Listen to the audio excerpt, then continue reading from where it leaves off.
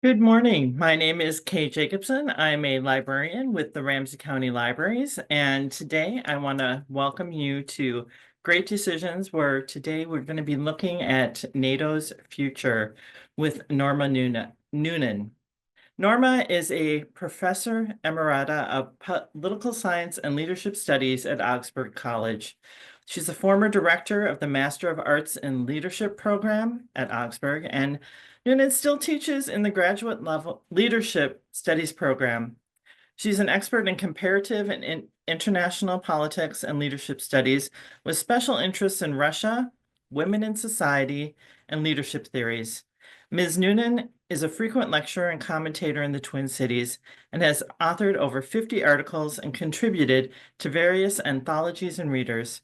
She is editor and contributor to the Encyclopedia of Russian Women's Movements and the co-editor and contributor to Russian Women in Politics and Society. She's also a contributor to a forthcoming book on the emerging powers, which will, oh, which came out in 2013. Norma Noonan has earned a PhD and a Master of Arts in Political Science from Indiana University, a certificate in Russian and Eastern European Studies from Indiana University, and a Bachelor of Arts from the University of Pennsylvania. She's an avid traveler and most recently has traveled to Russia and Central Europe, among many other places, I am sure. So today's program is brought to you through the co-sponsorship between Ramsey County Library, Osher Lifelong Learning Institute at the University of Minnesota, Global Minnesota, and the Foreign Policy Association. We're deeply grateful to these organizations for their support in bringing these talks to our communities. And without any further ado, I will be turning things over to Norma Noonan. Hi, Norma. Good morning. Thank you so much for the gracious introduction, Kay, and I'm delighted to be with you this morning. Our topic this morning is the future of NATO. And I'm going to ask you for 1 second indulgence while I share the screen. Okay, there we go. This is a very timely topic. NATO is a topic that Great Decisions comes back to every few years. And it's been quite a few since we last covered NATO. Interestingly, they are also going to have NATO on the agenda next year. So, and I think their intuition is correct that it's going to be a very relevant topic in the next 12 months. I spoke on NATO late September, early October. So I wrote my speech during the summer, but finished it up the last week in September. And at that time, I thought to myself, I'm going to have to change it after the election, no matter who wins. Well, this week has been a tumultuous week because not only is there a change in the US, but there is also a change in several other countries that affect NATO. So this is very interesting time to have the topic, and we should have a good discussion about it. Let us go back now in history and talk about why NATO's here. And this thing is going by itself, by the way. I'm not controlling it. Let's go back to the early years. NATO was a product of the Cold War. And even after the Cold War, they decided to continue NATO. So let's go back over that history, etc., and see what happened, okay? After the collapse of the Soviet Union, the topic was mostly not the future of NATO, but how NATO would evolve. And the focus in the 1990s shifted to NATO expansion. In 1949, there were 12 original states. By 2024, there are 32 states in NATO. If you've read the article in the Great Decisions book, it says 31 states, but that article, of course, was written in 2023, and Sweden was admitted in the last 12 months. Okay. NATO has endured many challenges in the past 75 years now. Where should they operate? How should they operate? Should they expand beyond Europe? Should they limit enrollment? Should Russia be part of NATO? The original purpose of NATO was keep the US in Europe, because the US had left Europe after World War I, their participation in World War I. So 75 years have gone by, and I want to shape this around 7 basic questions, if I may. First, was NATO necessary in 1949? Was NATO necessary after the Cold War, about 1990 onward? Was NATO enlargement wise? The Russian response to NATO involvement? Should NATO have been used outside of Europe? Should NATO have been invoked for Ukraine, which is not a member? How does NATO handle payment issues? And finally, what lies ahead? Alternative futures, alternative organizations. And post our election, this is a very pertinent question. So question number 1, was NATO necessary in the beginning? For an American, I don't think there can be 2 answers to this question. We were beset with an aggressive USSR, bent on exerting its influence not only in Eastern Europe, but also Western Europe. The countries of Western Europe were weak and vulnerable. It was also necessary to keep the US engaged with Europe. Otherwise, the US might return to its more traditional semi-isolationist or selective involvement in European issues. The Marshall Plan and other aid programs had begun, but some sort of defense program was needed too. And so NATO began.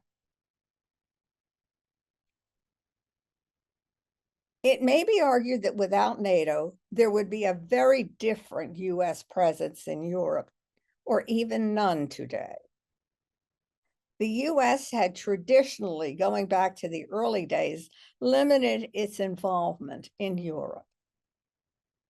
After World War I, we came home and refused to join the League of Nations. Joining the UN, of course, pointed to a different direction, a direction of involvement.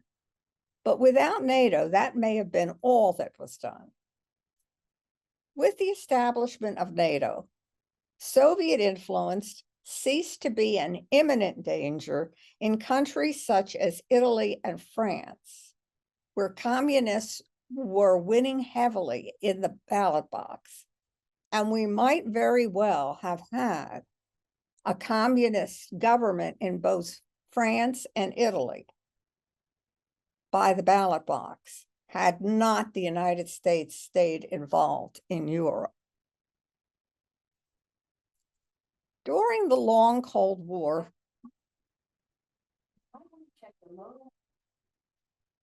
NATO helped keep the peace, but did not become directly involved in any military operations.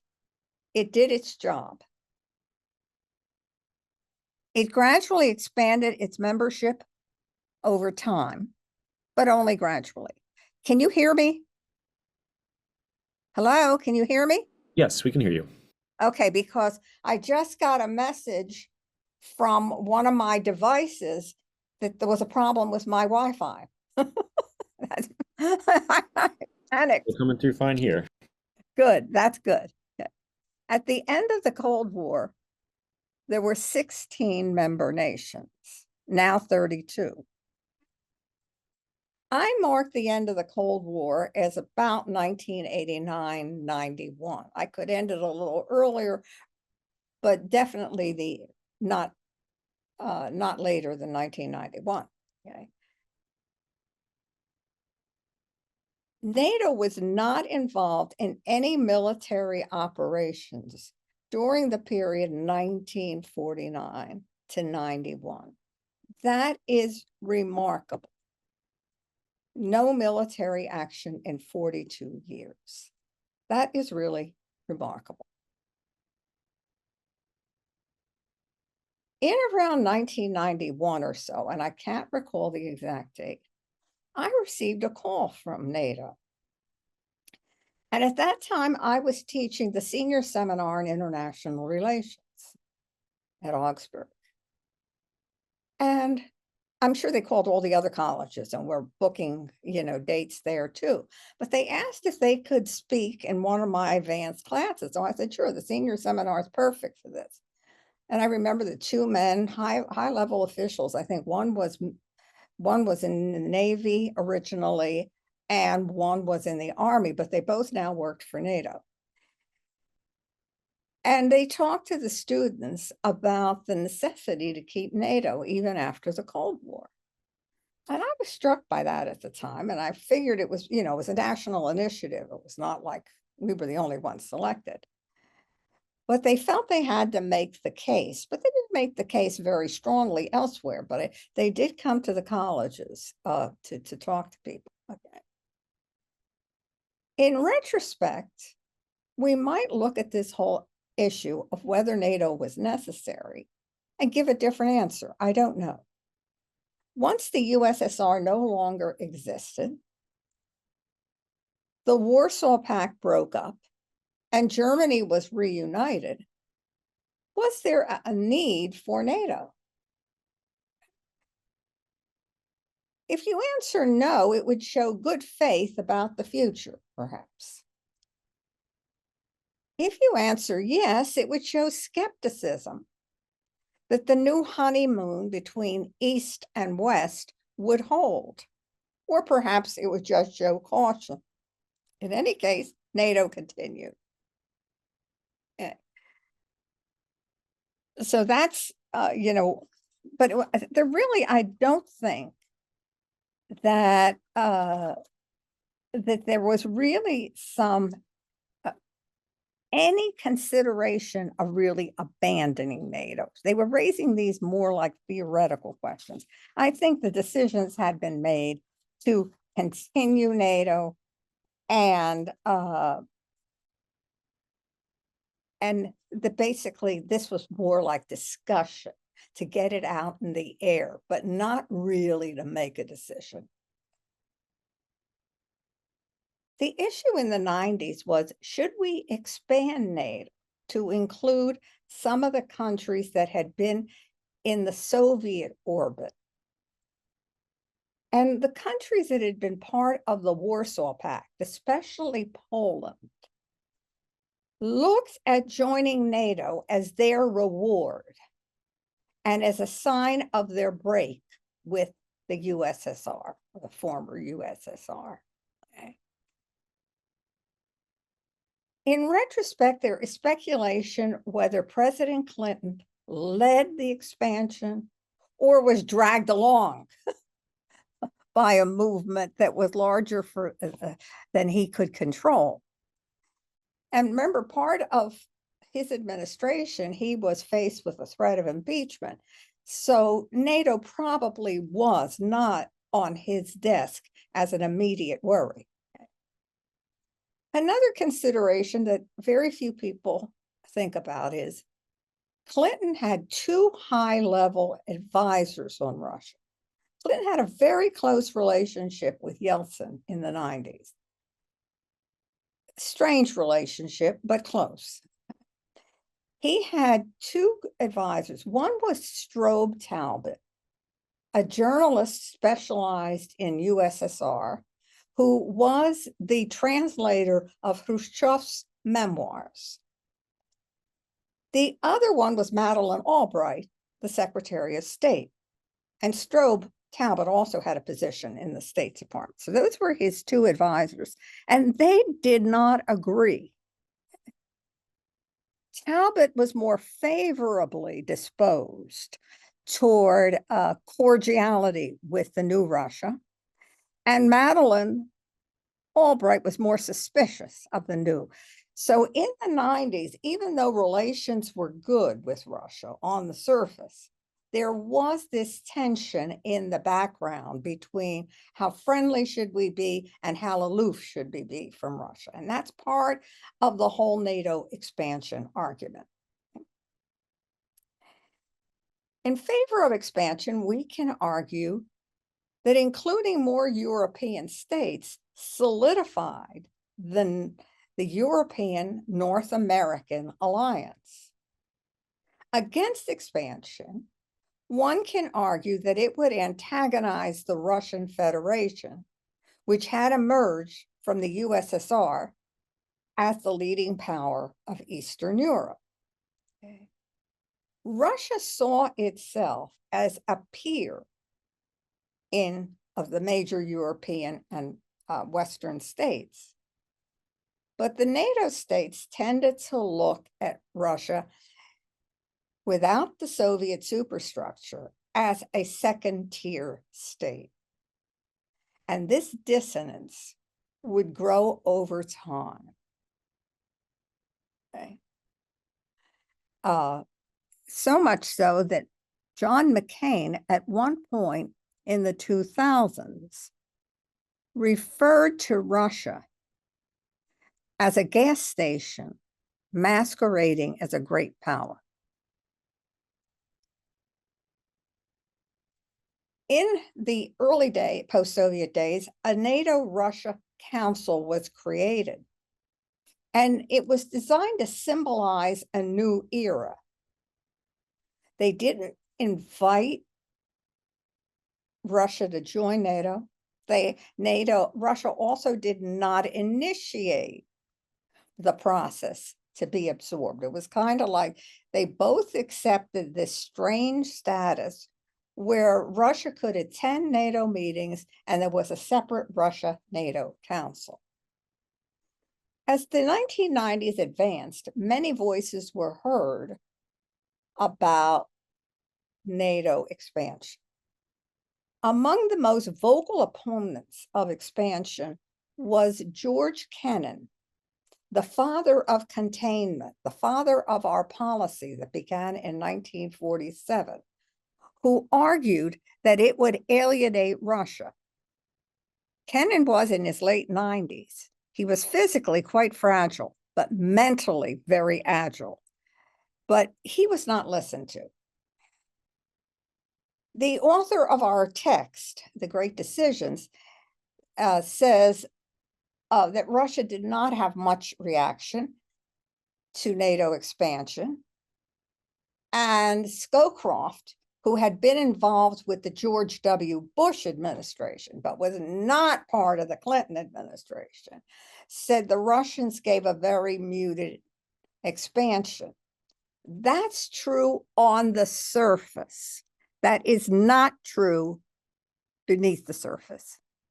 First of all, in 1998, which is when they were approaching NATO expansion and voting on it, the Russian stock market and the banks crashed in Russia. These were the overwhelming concerns. Yeltsin had a revolving door of young prime ministers during the late 1990s. Each one would come in with a solution for the economy and do what they could.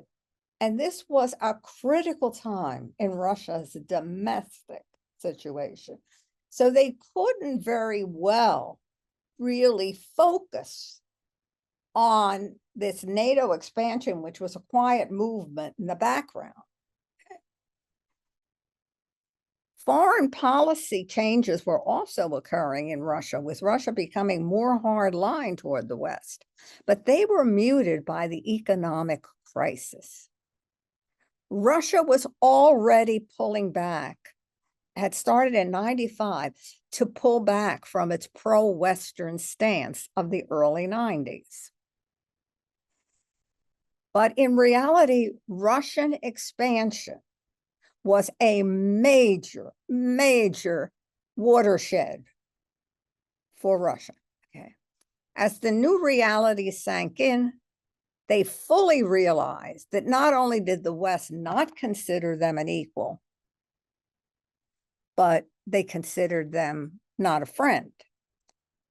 And on Wednesday, this week, a Russian spokesman said that if Trump wanted a good relationship with Russia, the US would have to go back to 1997. In other words, before NATO expansion. I picked this up online on a feed that I get of various news sources. It's not something that was in the evening news. But Putin, who's playing very coy and very shrewdly about the election results in the United States, had one of the major foreign policy spokesmen speak out. And when they say 1997, the journalists may be too young to pick it up. It's almost 30 years ago. But the fact of the matter is, that's code for before NATO expansion. Okay. The realization that the West no longer considered them friends was a major driving force once Putin became president in 2000. Yeltsin in the late 90s could barely stand, could hardly talk. He was in very, very bad shape. And he decided at the end of 1999 to resign, and he named Putin as his successor. Okay. And Putin was then elected a few months later, March 2000. Okay. In reality, NATO expansion was a critical watershed in Russian-Western relations. And as I say, don't be influenced so much by the author of the Great Decisions article, because that's not his precise area of specialization, number one. And also he consults Scowcroft, who was not involved in the government at that time. Okay. The first NATO expansion occurred in 98-99, where they added the Czech Republic, now Czechia, Poland, and Hungary. In 2004, they added 7 more East European states, and so on. The last 2 states to join, which was the last 2 years, were the 2 neutral holdouts, Finland and Sweden, who joined after the most recent invasion of Ukraine by Russia. Okay. Now, as of 2024, NATO stands at 32, and several countries are in line to try to join, including Ukraine. We'll talk more about that. Okay. So if NATO never was in any military actions during the Cold War, when did they start being in military actions? In the 1990s, over 40 years after its formation. After the Cold War, NATO was first used in military operations in the 1990s in Bosnia and Herzegovina. Okay. And it was involved there for about a dozen years in a variety of actions, including a naval blockade, a no-fly zone, peacekeeping, etc. From 1999 onward, there was some activity in Serbia and Kosovo, mostly peacekeeping. When did NATO get involved in operations outside of Europe, but affecting member states? NATO actions outside Europe were triggered by the 9/11 attack on the United States. And this then invoked Article 5, which says A threat against one member state is a threat to all. And there were several different operations in the Mediterranean and in Afghanistan. And the goal in Afghanistan was against the terrorist groups that had sought shelter there. Afghanistan is an interesting case study because it shows what NATO is able to do and what NATO is not able to do. Once they were in Afghanistan, the mission expanded and they talked about nation building and sort of trying to build a kind of democratic Afghanistan.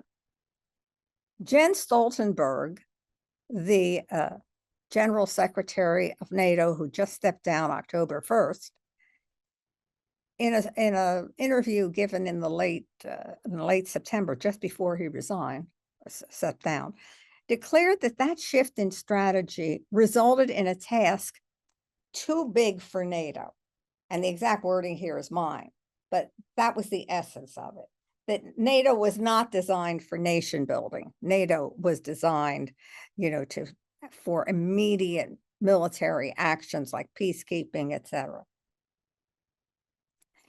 There were a number of other operations outside of Europe in the 2000s, like rescue missions after earthquakes, anti-piracy.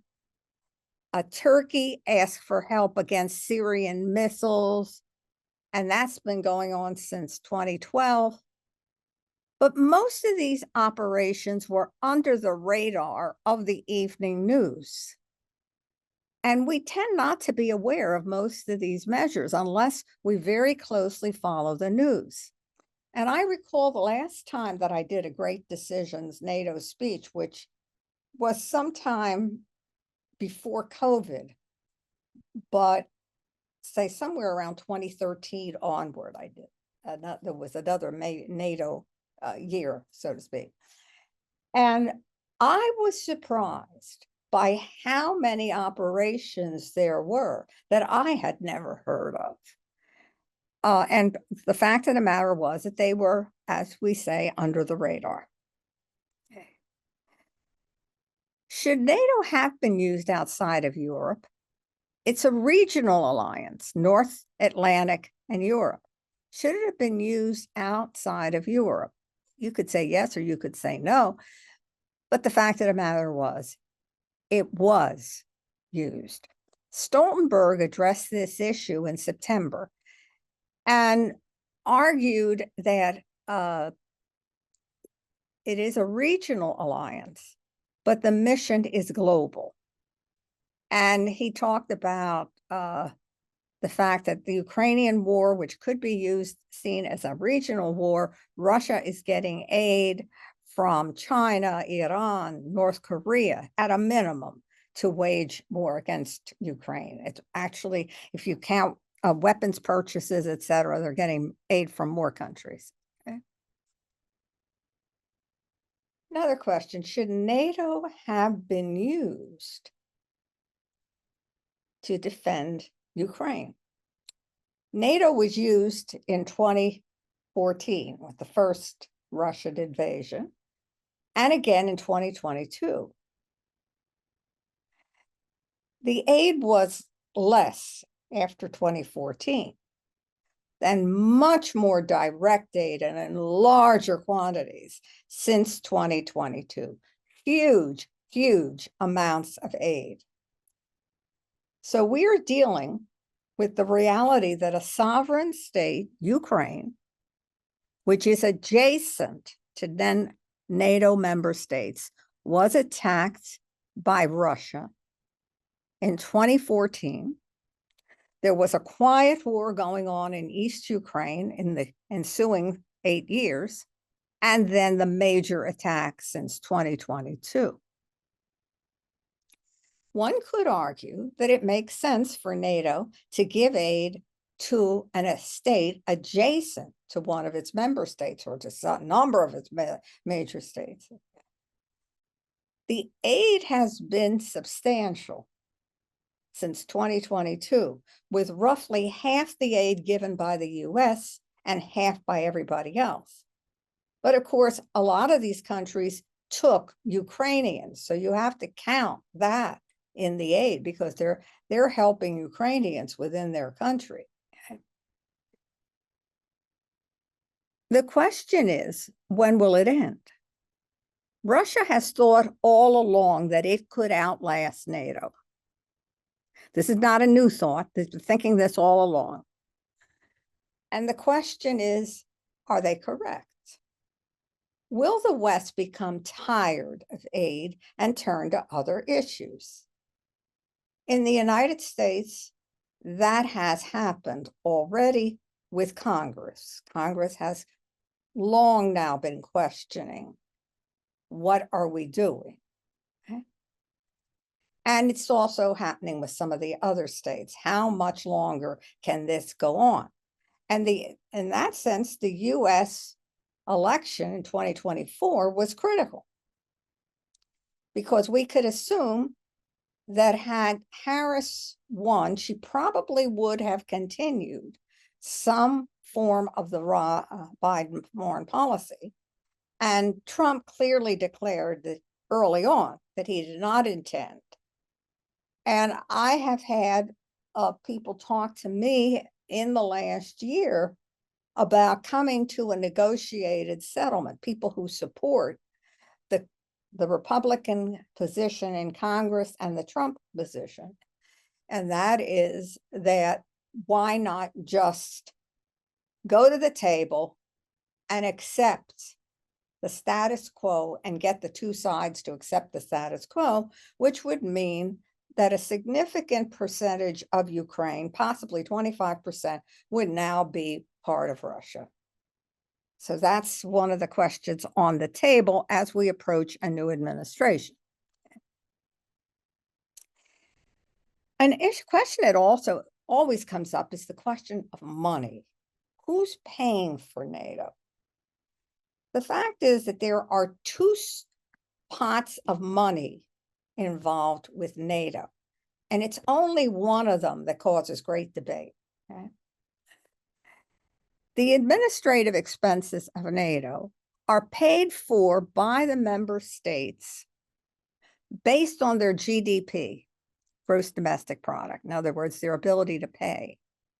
And there's not too much debate about that. Everybody pays, and they have a beautiful headquarters that's in the Great Decisions book, beautiful new headquarters, etc. The question comes up about the military operations. Who pays? Okay. President Trump, when he was in office in 2017 to 2021, challenged the question of the military payments and demanded or urged, depending on how you read it, that everybody contribute 2% of GDP. At that time, when he said it, only 7 countries were contributing that much. Now, a majority contribute that much, but not everybody. Okay?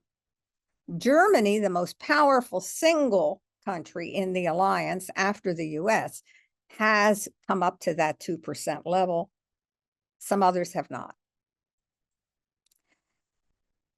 More recently, during his campaign, Trump argued that the United States would not defend any country that was not paid up. Well, that was like an open invitation in some ways to Russia, that if a particular country did not pay up, the heck with them, if they were attacked by Russia. The United States would not. Trump has been elected. We'll see if he's going to maintain that posture. You could always, say, if you don't pay, we don't help. But that doesn't mean you're going to follow through on it, So that's an interesting hypothesis. Okay. A very key interview that I heard was the interview with Stoltenberg, the Secretary General, who was about to end his 10-year reign as Secretary General of NATO. And this was a couple of weeks before he left the office. And he had a major interview with Foreign Policy magazine. And you can hear that interview if you go look up Foreign Policy magazine. They seem to keep their recordings. You just need to go back to September 16th. Okay. And this is looked about as a summary of his 10 years. Mostly he focused in this interview on the war with in Ukraine, but also addressed issues of NATO as a general alliance. And it's looked at as one of his like farewell addresses. He had a few of them, but this is looked at as one of his farewell. And he said, Ukraine's path to NATO membership is pretty much irreversible. Apparently, when NATO met this summer, the NATO Council met this summer in July, there are several steps to becoming a member, and they decided that Ukraine had done enough to meet step one, and they weren't going to require NATO to do Ukraine to do anything else to meet step one. So they argue. So he was saying that Ukraine is on stage 2 of the process, but more or less suggesting that nothing was going to happen until the war was over. So it could be months, it could be years, could be whenever.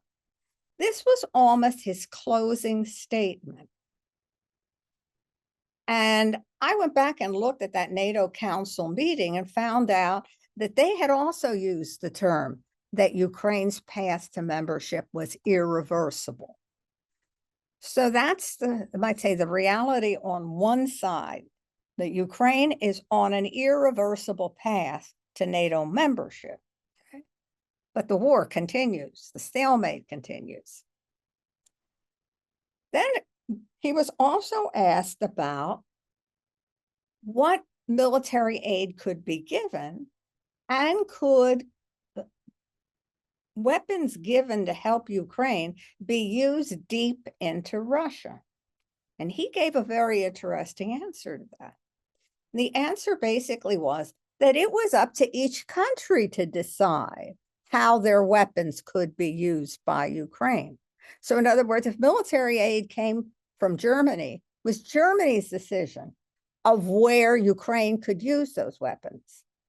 The United States has been very cautious in allowing and not wanting Ukraine to use weapons given by the United States into Russia, because we don't want to escalate and have a direct war with Russia. Okay. And there's no consensus among the member states on this issue. Most are cautious about giving Ukraine military aid that they could be used in Moscow. Okay.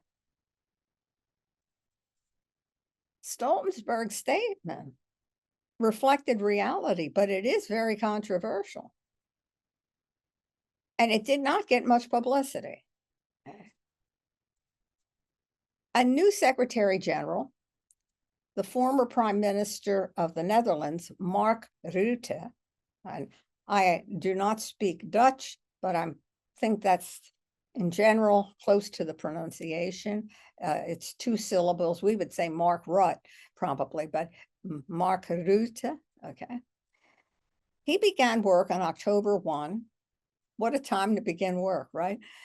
There's a somewhat open agenda, but of course, where NATO will go depends on its past, its current activities, and the intentions of the key member states. And a lot is happening in the key member states. At present, the 32 countries are more or less united most of the time. Okay. The outliers are Hungary, where Orban tends to be more pro-Russia, and Turkey, now Turkey, okay. Erdogan is an adept player of both sides. Neither leader is easy to control, and nobody wants to confront him. And I think in particular, Orban has taken advantage of America's attention on its own election to do and say whatever he wants without fear that it will affect Hungary-American relations. Who would win the US election was also a variable. If Harris had won, a continuation of Biden's policies was likely. There would be shifts, of course, but general continuation. If former President Trump won, as he did, one could expect a break with current policy, and that is the reality now. Okay. During the campaign, Trump promised to end the war in Ukraine quickly through negotiations. And he even said he would end it before his term began. Trump is very confident in his ability to negotiate. And he felt he would bring both sides together and negotiate peace. And I noticed that when Zelensky congratulated Trump, he was effusive. They don't like each other. So this is all, public posturing.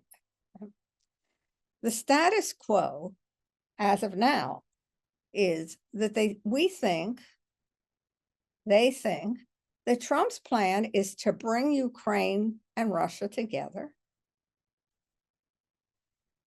and to accept the status quo.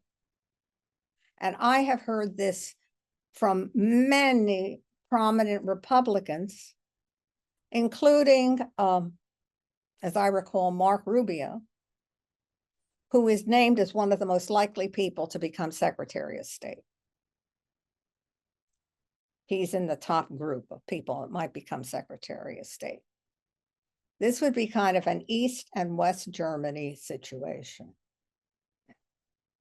Russia has already given citizenship to all the people in Eastern Ukraine in those areas. They are now part of Russia. From Russian perspective. Okay. Russia has lost a lot of men in the war. The figures on how many Ukrainians have died or been maimed and how many Russians have died and maimed is one of the greatest secrets in the world. But an estimate is that the Russians have lost 600,000. My guess is that the Ukrainian figure would be very similar. Okay. As a result, as you probably know from the news, Russia has negotiated for at least 10,000 military troops from North Korea. These might be described as cannon fodder. Okay. Some of them have been deployed already, late October, early November. And they are buying Russia some time.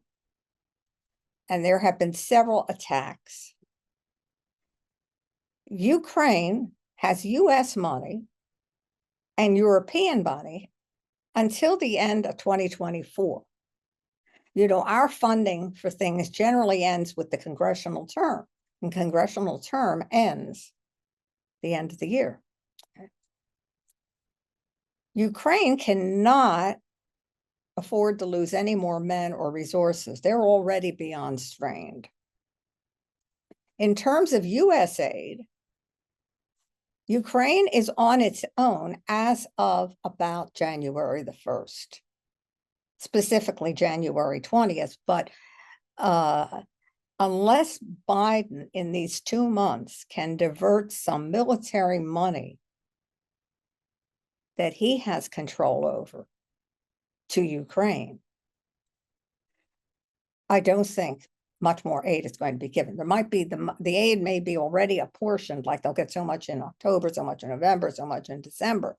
But I'm talking about additional money that maybe, it's in the military budget that can be diverted from some other. That is the end. Okay. Trump is not a fan of Zelensky, despite their cordial meeting earlier this fall. Despite the effusive congratulations Zelensky made. And Trump thinks of Zelensky as a good salesman. In other words, a good salesman of his cause to the West. There are so many ifs about continuous funding. Ukraine cannot carry on the war without NATO aid. Much of the NATO aid comes from the United States, at least 50%. Okay. Now let's put more into the question here. The German government has just collapsed. That's the second source of aid. And so Germany right now, until a new election, is basically a government without a majority in the Reichstag. And so they're going to have to move very cautiously, very safely. France, in the parliamentary election this summer, they suffered great losses. The pro-Macron forces suffered great losses. So they have a coalition government that cannot really do anything because they're just holding on. And so nothing controversial can come up there. So we've got problems, okay? What about the future?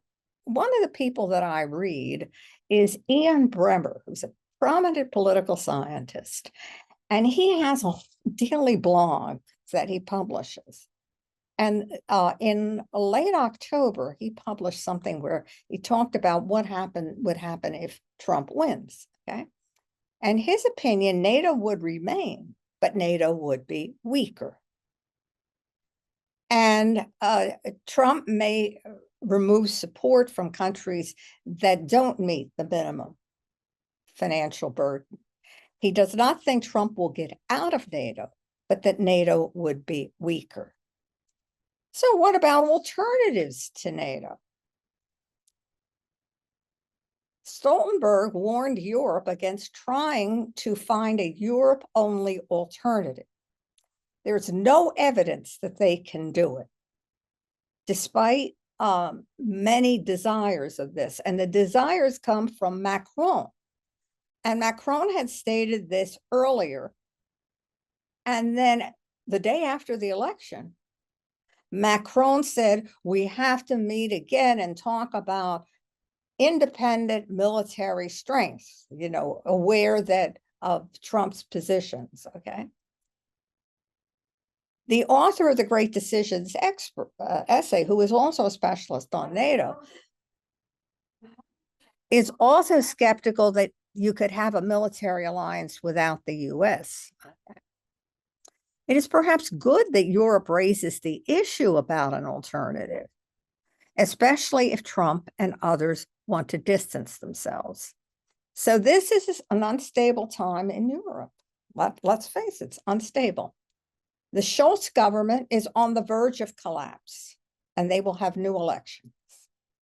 Parliamentary reversals in France, recent change of government in England. This is not a time to carve a new defense system. These major countries of NATO, besides the United States, and the Canadian government is also very shaky at the moment, with Trudeau on the way out. Of course, they've been talking about the death knell of Trudeau for a while, but so far the kid is hanging in, okay? So there's a lot now to discuss. We are at a very pivotal time.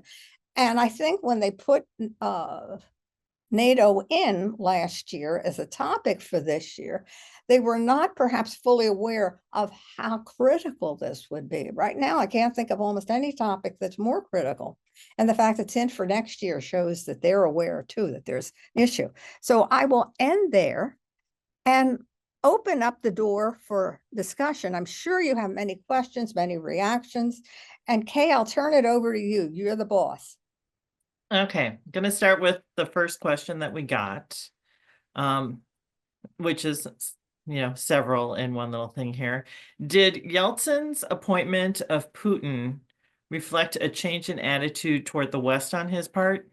Oh, he was changing prime ministers like every 6 months or so, sometimes less. Do you think more... Okay. I've just over the last 3 years of his administration, he was changing because they were trying to find economic solutions. Okay. The story that comes out of Russia, and I have heard this story now from so many different sources and repeated by Western analysts, is this: that is, Yeltsin was considering who would replace him because his health was so shaky. And he was aware of that. You know, when he appeared on television, people would wonder if he could make it through the interviews. He was so shaky. Apparently, he interviewed them all, and he would say something to the effect, if you become president, will you turn around and prosecute people from my administration about any problems? In other words, about corruption. Corruption was rampant. And one of the big winners of that corruption was Yeltsin's daughter and her husband. And apparently, of all of the young men, there were a whole bunch of young men there. I mean, by young men, I mean 40-ish to 50. Of all these young people whom prime ministers, one after another, they interviewed, Putin was the only one that allegedly said he would not prosecute. And that's why Putin won. That's the story that comes out of Russia. And so that it was not so much that he would be stronger toward the West or stronger toward the East. The question was, what would happen to the corruption in Russia? Corruption in Russia was rampant. And one of the big winners was Yeltsin's own daughter. Okay. Okay. And now that, you know, it's hard to believe, but also easy to believe. Because Russia's a very different country, and the grapevine of Russia is incredibly good. You know, it's a country where, you know, with only a few big population things, Russia is one big grapevine.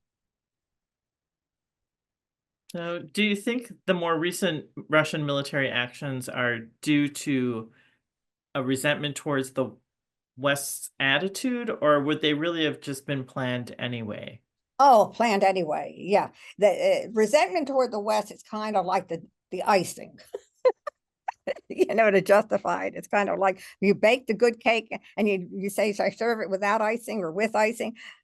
Western policy, I think, just further fuels it. Putin does not accept the collapse of the Soviet Union. Neither does anybody else in Russia. That they consider the greatest tragedy of the 20th century. Okay. Now, this is not to defend communism, because Putin is very critical of Lenin and what he thinks of as Lenin's betrayal of Russian nationalism. So this is more a desire to recreate the Russian Empire. For Russians, Ukraine is part of Russia going back to the Middle Ages. And in 91, when the country was breaking up, people asked Soviet leaders at that time, including the ambassador in the United States, how they could give up Ukraine. Okay. Now, there's several interpretations of Ukrainian history. And if anybody wants to go on Wikipedia, they've done a good job of summarizing them. But basically, the issue is, in the Middle Ages, was Kievan Rus Russia or was it Ukraine? And then you build up from there to the early 21st century, and you come up to, is Ukraine part of Russia, or is Ukraine an independent country that at various times has been under Russian influence, okay, that they have tried to escape from? And the interpretation that the United States is currently operating on is Ukraine is independent, but was at various times under Russian influence, which is the Ukrainian view of history. Okay? In the time that I was in graduate school, we were basically educated with the Russian view of history, which was that Ukraine was part of Russia with many attempts to be independent.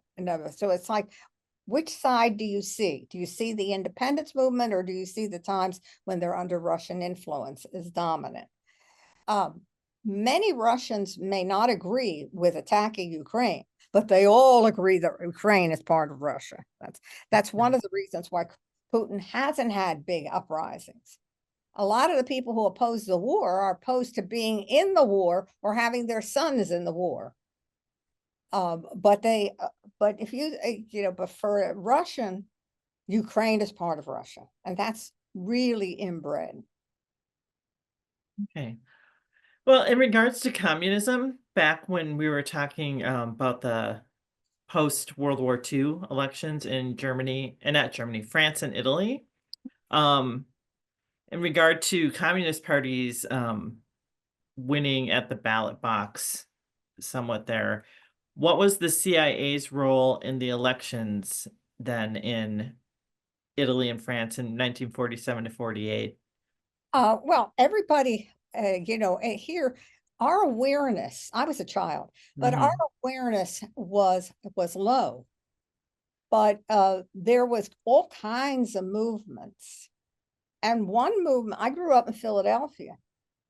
And one of the things that I recall as a child was that the former king of Italy traveled to the United States, presumably with the support of the US government, to come into Italian American communities to persuade them we go to big communities in the East Coast of Italian Americans, New York, Philadelphia, etc., Boston, and to persuade them to write to their relatives in Italy not to vote communist. That, of course, doesn't get, publicity widespread. But I grew up in one of those Italian American communities, so I was aware of it. Are you aware of any other steps that the US took during that time or? Well, many steps. I'm sure it was propaganda. That was Okay. we don't call it propaganda, but our propaganda against the communists. Marshall Plan. Mhm. You know, why would we give aid unless we were worried about something? So we took many, many kinds of steps. But as far as detailed things on what the CIA did, I don't know, really. That's Right. my area. Yeah. Okay. I know I'm kind of be jumping all over here, but I'm like going to That's go fine. the No easiest way to problem. get through things. Yeah. Um, was NATO involved in persuading Ukraine to give up their nuclear weapons? The United States was involved Okay. in the honeymoon, as I think of it, between Russia and the United States. We urged Ukraine officially to give up their nuclear weapons, and we guaranteed Ukrainian integrity. This is during the early Clinton administration, 1994. I have not seen the documents of what guarantee means. Mhm. I can guarantee your safety and then sit back and forget about you. But United States was driven by the belief that the fewer countries that had nuclear weapons, so Kazakhstan, Ukraine, you see, the Soviet Union had deployed its nuclear forces in different parts of the country, and one of the biggest deployments was in Ukraine. So the United States was involved. It wasn't the CIA or anything like that. It was the United States government and the Clinton administration. Okay. In terms of how much of aid to NATO Ukraine comes from payments to US companies which makes the arms and supplies sent versus direct cash contributions. I could not give you an answer to that. That would require a lot of research because some of the aid is to welfare organizations where say you or Okay. I would send 25, 50, $100. Mhm. So those would be a lot of the direct cash. Okay. I don't think much is in the form of direct cash. I think it's more in the form of like food aid, but the weapons, granted, these are American companies, so we're in a sense paying American companies too with the military aid. But the aid is not that easy to track down. If someone is interested in that, that's an interesting topic to explore. Okay, because yeah, this is another one. It's like what countries' military contractors benefit from expanded NATO membership? Since US and the UK, of course, but any others? Um, There's an awful lot of countries that make weapons, including some that would not be in NATO, that NATO might buy the weapons from some countries outside of NATO, Mhm. How possibly. do how do NATO requirements affect weapons expense by? I uh, don't, I don't know. Yeah. Okay. And I'm not sure that that's widely known by anybody. Yeah. Um, s- in terms of like new members, it's supposed to be the 2% of their gross national product in terms of. Well, the issue about donations is for the current members who don't all Okay. get. Yeah. I would take Now it. it's 23 that do. So about 23 do now.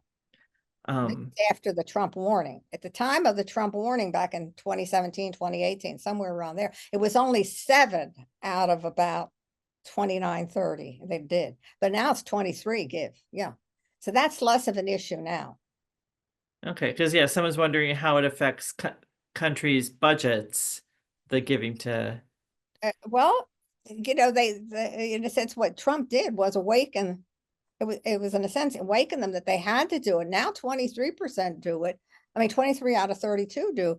And my guess is that it's going to be very soon 32 out of 32. No. Okay. I think does not. There's a number of countries who don't have the money, Right. basically. Spain in the light of its current tragedy is not going to be able to do it. I think pretty sure it's for Spain, Portugal. They just don't have the money to do it. Now, in terms of Ukraine being asked to, if they negotiate, accept the status quo of the 20 to 25% that's occupied currently by Russia, does that include Crimea? The Crimea Yeah. Hmm. Okay. And not quite sure how much. I know a lot of this has to do with some natural resources, is because Ukraine has a lot of natural resources that Russia They have a lot of doesn't. food. They have food. Yeah. They have grain. They Just have, they have oil, yeah, but mostly grain. because, yeah, just the impact of that on the Ukraine to lose that much. Well, Ukraine has already lost a lot because if every time the Russians block the Black Sea, they can't get the Ukraine, and they've blown up a lot of the wheat export. But wheat is their big export. Ukraine fed Russia during the Soviet period, basically. Yeah. Ukraine, the vegetables, fruits, but mostly grain. Um, are the NATO issues found in, okay, SEATO, I don't want to say CETO, and any other US multinational treaties? So are the NATO issues found in these other treaties that the US is part of, multinational treaties? I don't quite understand the question. I think they're kind of wondering, like how the 2% of, This applies only to NATO. Okay. right, so these other treaties don't have this kind I of. don't know. They have different. Every treaty is individual. Mhm. Okay. Yeah, but NATO, this 2% of GDP was for the military operation. I said there's no question about the administrative part. The administrative part, everybody pays, but the military part, I remember for 42 years, there were no military operations. So it was a theoretical question. Mhm. If you have no military operations, you can get whatever you want. But now 23 out of 32 have met the goal. So, so Trump's warning back in 2017 served that purpose, and I'm sure pretty soon it's going to be. I don't know where they're going to get the money, but especially like Spain, but it will come close. Mhm. Okay, so looking at the Ukraine-Russian conflict, do you see it as fait accompli that Ukraine will not have any meaningful input into how the war is resolved? Do they have any bargaining power? If so, what could that be? I have sleepless nights worrying about that. I don't think. Oh, let me just say before I go answer that directly. It is not going to be so easy to get Putin to the table.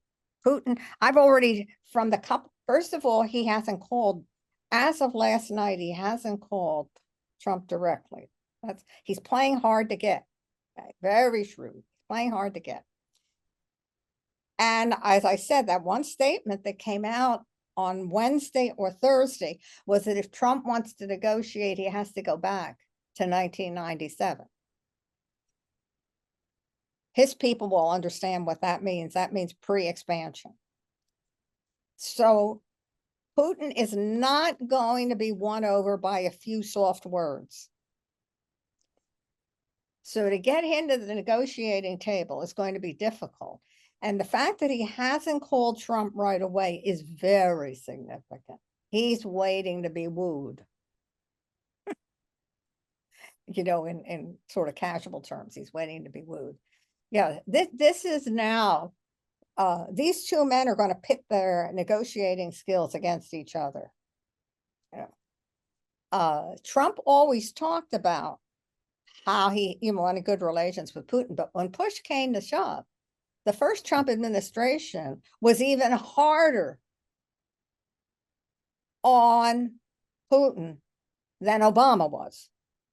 And toward the end of his first term, Trump bragged about that. Mm-hmm.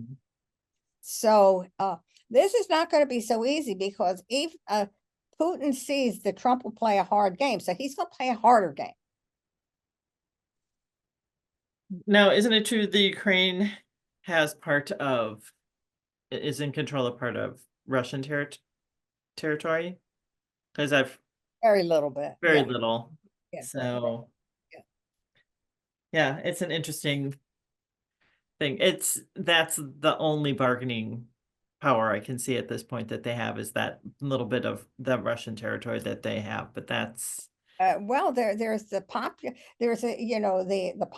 the consensus among non-Russians that Ukraine has a history. What this basically comes down to is Ukraine really a country, or is Ukraine, which was one of the Soviet republics, really part of Russia? You know, and for the Russians, there's only one answer to that question. For the Ukrainians, there's only one answer to that question. Remember, Ukraine is divided among the eastern part, which are people mostly of Russian descent. And then the western part is people of Ukrainian descent, Polish descent, etc. A lot of territories that they picked up after World War II, when the Soviet Union carved up Europe. So the bargaining power, I think, is partly the skill of the negotiators here, but Ukraine will not win. Okay, that's the bottom line. Ukraine will not win. so, and you kind of answered this before, but a sense of what the majority of Russians feel about the war in Ukraine is. They not like the idea, particularly if they have family in Ukraine, whether the family are on the east side or the west side, you know, in terms of looking at the whole country, whatever the nationality is, there's a sense that they hate the idea that they're fighting in a country that they think of as theirs.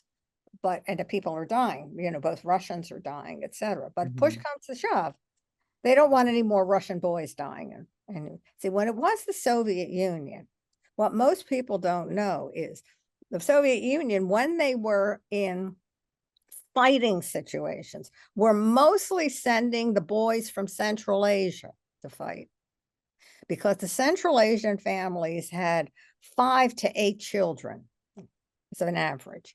The Russian family had 1 child, and if it was a boy, you didn't want him to go to war.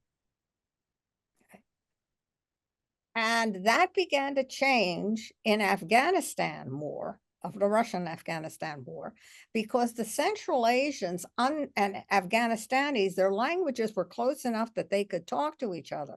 And some of the Central Asian boys were defecting because they didn't want to fight fellow Asians, fellow Muslims. And so some of the Russian boys had to be sent there.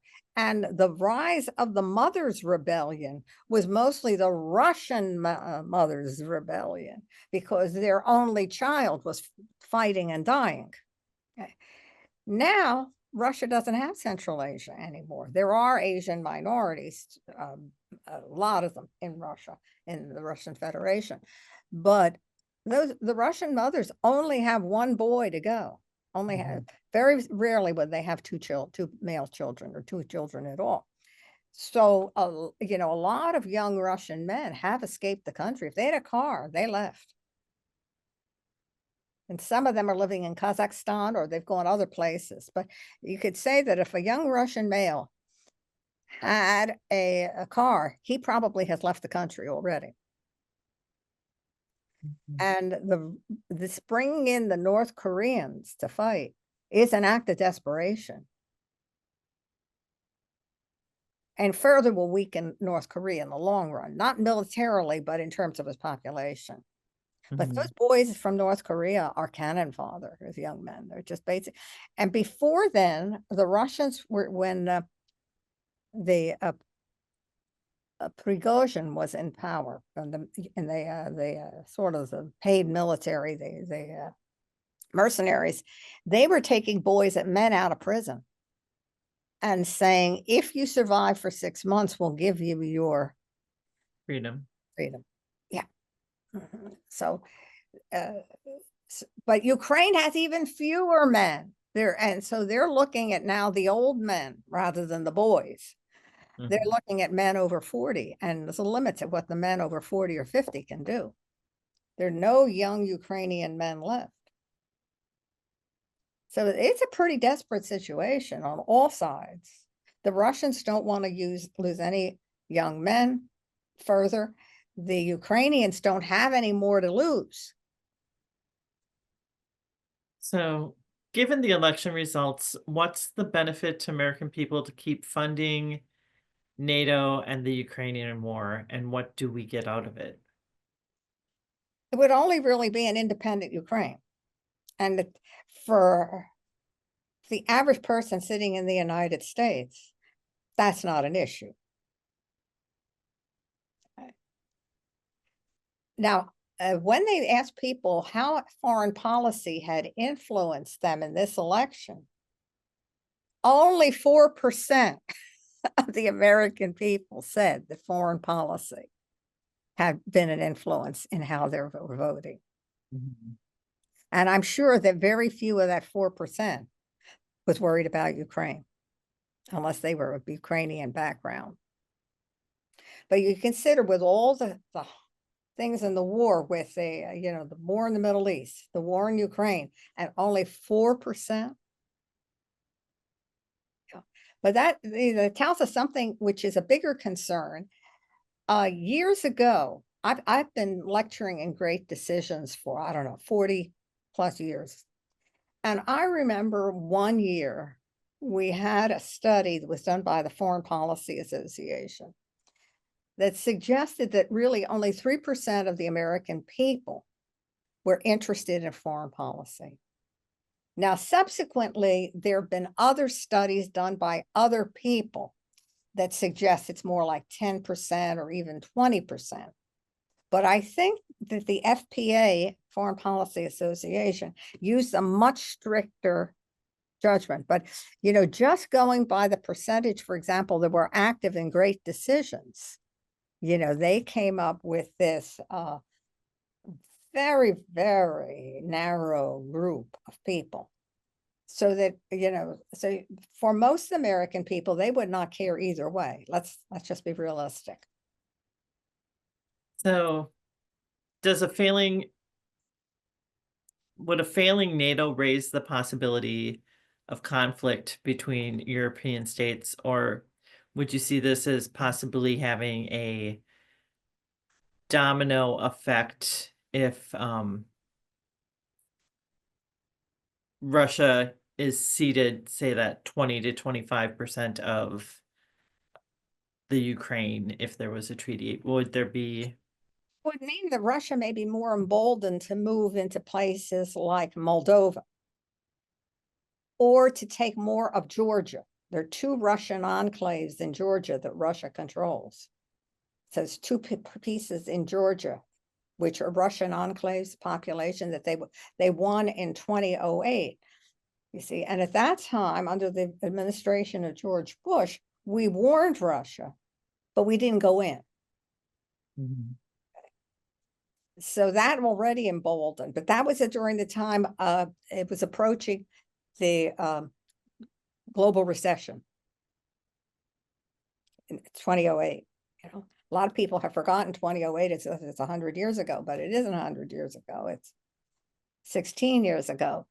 So in a sense, Russia already has there. Moldova is looked at as maybe the next one. So it would be a lot of the East European powers that would be very, very nervous. Okay. But you know, as someone pointed out, though all of the greetings to Trump have been effusive and very cordial, that underneath that there is great worry Mhm. that he's going to withdraw more from Europe, plus the tariffs. They're very worried more about the tariffs too. Mhm. So, in terms of this, I mean, I know one thing in terms of I was reading an article on what would negotiations look like if they were trying to have Russia and Ukraine sit down. And one thing would be where Zelensky wants to join NATO, one would be Russia saying to settle it, they would not be allowed to join NATO, which would then. That goes without saying. That will be a Russian condition. Mhm. That So, goes right. That will be a Russian condition. Status quo can't join NATO. Irreversible or not, they can't join. Yeah. so if NATO hadn't expanded, during Uh-huh. the after the Cold War ended, do you feel that Russia would have tried to annex other Eastern European countries before Ukraine? No, I think I see many, you know, I frequently lecture on Russian foreign policy.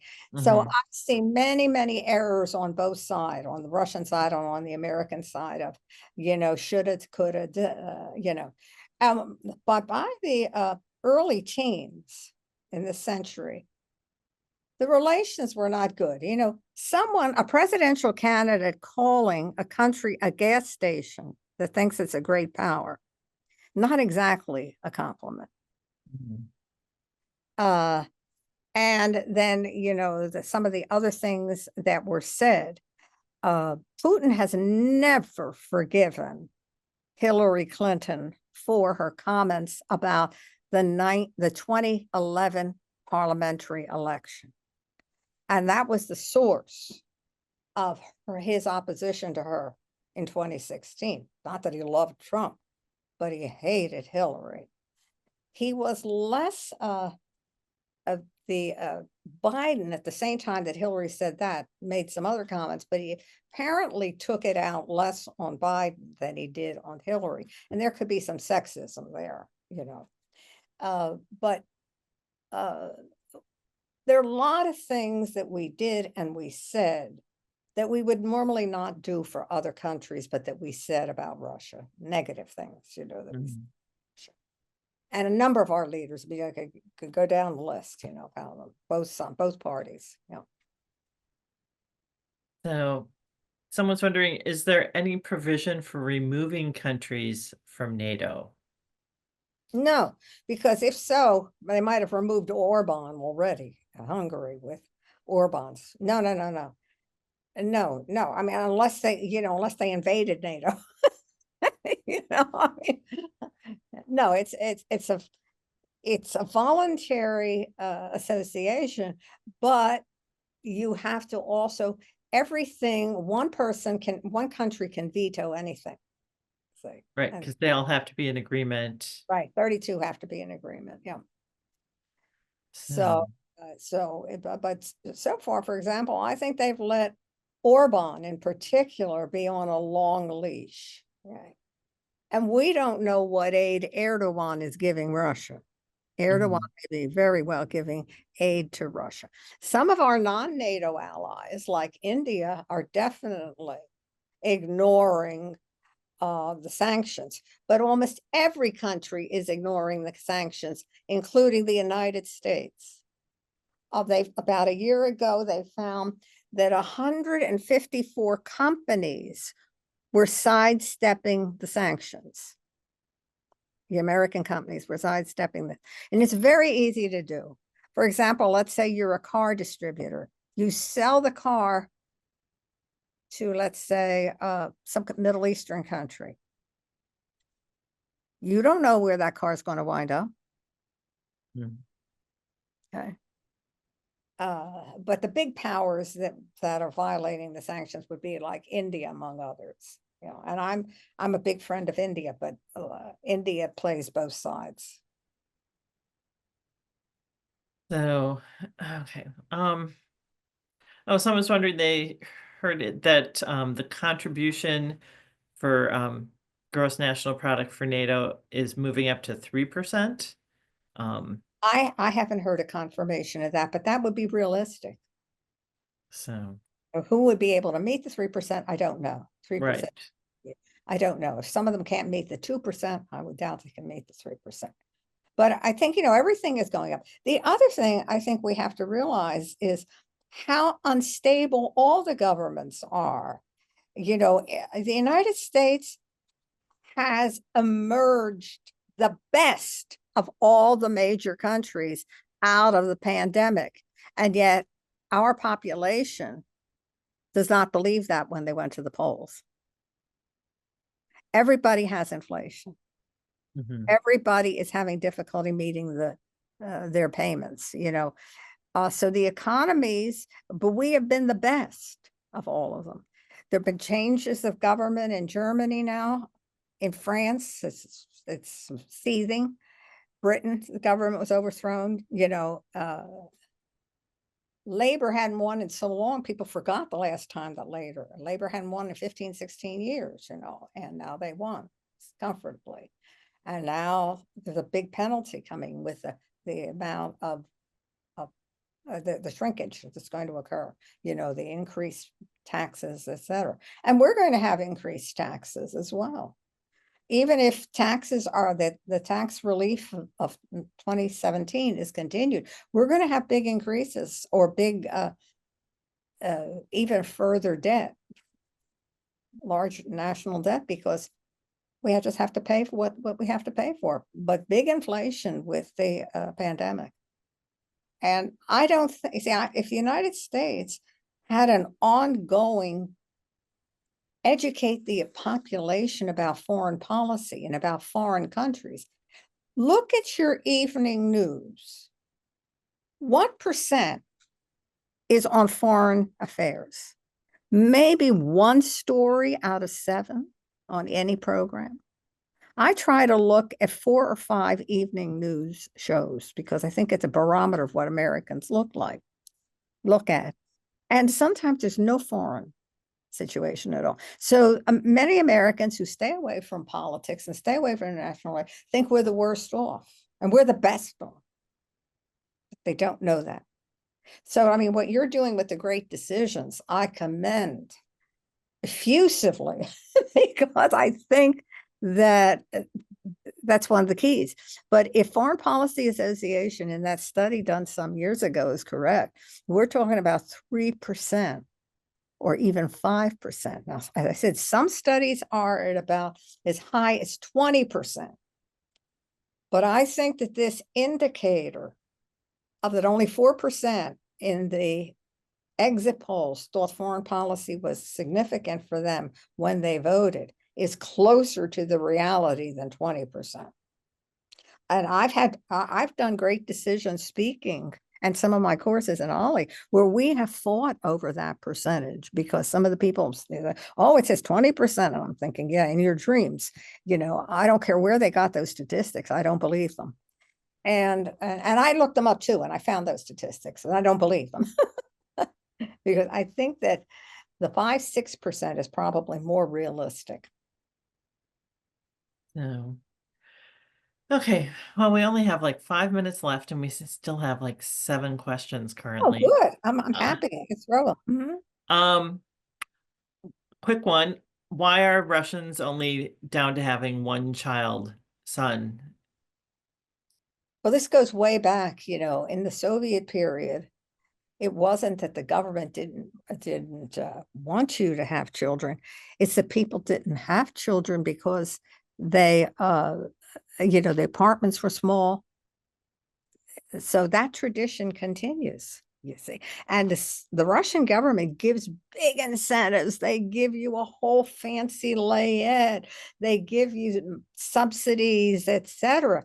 And people are having more children, but not that many, So they of the so I actually know somebody in Russia who has 3 children. That would be an enormous family. Mhm. But generally, it was you had your child, whether it's a boy or a girl, that was it. Your job's done. That's it. Everybody wants a child. Russians love children, but so there wasn't a government policy in Soviet times not to have children. Unlike the child, in fact, they were encouraging you to have children. But because of the reality of apartment size, people would have one child and would adore that child. The child was like a little prince or a little princess, but that was it. Yeah. And as the mother of one child myself, I understood where the women were coming from. Mhm. Yeah. Remember, every woman had a career. Whether you want to call it a career or not, every woman had a career. So, in terms of then Russia reaching outside of Russia to get troops, do we know what price Russia had to pay North Korea to get those troops?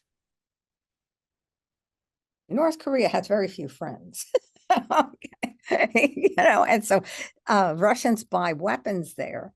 And so I'm sure they gave a lot, they gave the money to the North Korean government, and either in the form of food aid, technical aid, um, uh, nuclear weapon development aid. We don't know what form it took. It could be in many different forms. It wouldn't have to be money necessarily.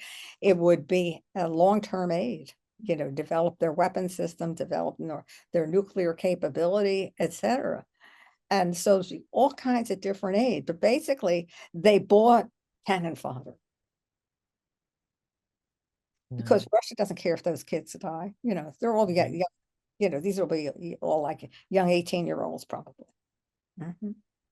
So I was wondering, does the NATO alliance have any official or unofficial interactions with other ones, such as like the South East Atlantic Treaty? Um, They may. I'm sure. This. But just because of the different officials, there would be some contact, even if there would be no like joint meetings or anything like that. I don't think there are joint meetings. Yeah, a lot of our other ones are dormant too. The old ones. A lot of the old ones are dormant. But NATO is mostly where the focus is. The alliances that we are looking at, like with Australia, United Kingdom, Japan, etc., India, different alliances, those are more economic political alliances. Those are the ones that are more to the fore rather than those old ones that were formed under John Foster Dulles and other, of our earlier secretaries of state. so yeah, now with the Warsaw Pact being Gone, gone, gone, gone, gone. Yeah, um, those members are in NATO. do you think, and with where things are standing with Ukraine, do you think with if NATO weakens, um, should those countries that have been in the Warsaw Pact that aren't NATO, should they be worried? Um, I don't Sure, know. they should be worried. Yeah, they're neighbors of Russia. So, right, it's one of those things of like, what implications of a weaker, like if Trump is, well, we kind of addressed this somewhat in terms of if he's saying that he's not going to help the countries that aren't paying. Yeah, he's already in a sense discarded anybody, but most of the ones that aren't paying are like in Western Europe. The one the I think the Portugal, Spain, the poor Italy, they don't have the resources at this point for that.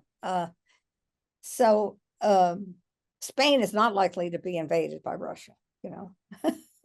So Right. But with Russia's low GDP currently versus their resources, I'm not sure Russia has a low GDP. They're still selling their oil all over the place. okay, so mainly it's their And oil is so they're also by stepping. You see, because maybe the Western countries aren't buying directly from Russia, but they're buying from some Arab country that bought the oil from. So there's, oh yeah, well, when I said, that the everybody sort of bypassing the different sanctions, yeah. sanctions. Yeah, the word sanction wasn't coming to me right away. The bypassing the sanctions, that goes both ways. The Russians are selling their oil. They're just selling it through third parties. So yeah, so well, we are at 11:31. So there's more questions, but we I have can definitely a couple had more questions if you want. Yeah, I can. If there's something burning there, unless if you don't see anything burning, but I could stay a few more minutes. Yeah. just super quick here. Let's see. Do you think the Ukraine will ever accept a loss of land to Russia, or how much might they accept? They will never accept it, but that doesn't mean they won't be forced to accept it. Okay. Yeah, they will never accept it. They will never, ever accept it intellectually, but they may be forced to do so. Yeah. And they So, will believe that they were betrayed. Yeah, they will see themselves as having been betrayed. Yeah. okay. Do you think there's parallels with appeasement of Hitler in Europe? Should Huh. always parallels when there's any appeasement of anybody. Yeah. But I'm interested in seeing the strategy. That's when I was revising this lecture, I was looking for any bit of news, and the fact that a Soviet spokesman, or excuse me, a Russian spokesman for foreign policy, said we have to go back to 1997. I said, oh boy, they threw the gauntlet down, and that hasn't gotten any coverage anywhere. I found it in some obscure press release I got up when they were talking about the fact that Putin hadn't called yet. So, do you know what 7 countries are deficient in their dues? I remember that it's I kind of remember Spain and Portugal. I took notes on it at that time. Let me just see. Uh, that we can find you can find that out, that answer to that very NATO countries that don't pay. Because we looked it up after my last talk, and somebody looked it up even while we were online. But I remember that it was some of the poorer Western countries. Let's just see if I can get that for you right now. Okay, here they were: Croatia, Portugal, Italy, Canada, Belgium, Luxembourg, Slovenia, and Spain. Okay. They Now, don't do you think that Trump would still help NATO countries that are paying their fair share, such as Latvia or Yeah, oh yeah, the Baltic countries have big support in the Republican Party. so? But yeah, then again, it's also a question of all of the countries having to agree. Agree on anything. Yeah. So, Trump alone can't do. I mean, this is a kind of a threat to hold over them. But what are the possibilities that Russia is going to invade Luxembourg? right. A country that is probably, to get through it, takes an hour. You know. So, So, okay, well, we are now 5 minutes past our time, and I just want to thank everyone for all of their questions. I want to thank Grayson Simmons, our contact at OSHA Lifelong Learning, for all of his help and for recording this session. You'll be able to find this on the Ollie YouTube channel or the library's website coming up in about a week. And just thank you, Norma, for sharing all of your expertise and for being able to pivot a lot of your talk during this week of the election and all of the implications that this will have in the future. Yeah, I look forward to next year too, because I think it's going to be a very exciting topic for next year, because I think a lot is going to happen, especially with the instability in some of the major Western countries right now. Mhm. So, okay, well, thanks everyone. Thank Everyone you. have a My good day. pleasure. My Thank pleasure. You're you. a wonderful group. Yeah, thank you.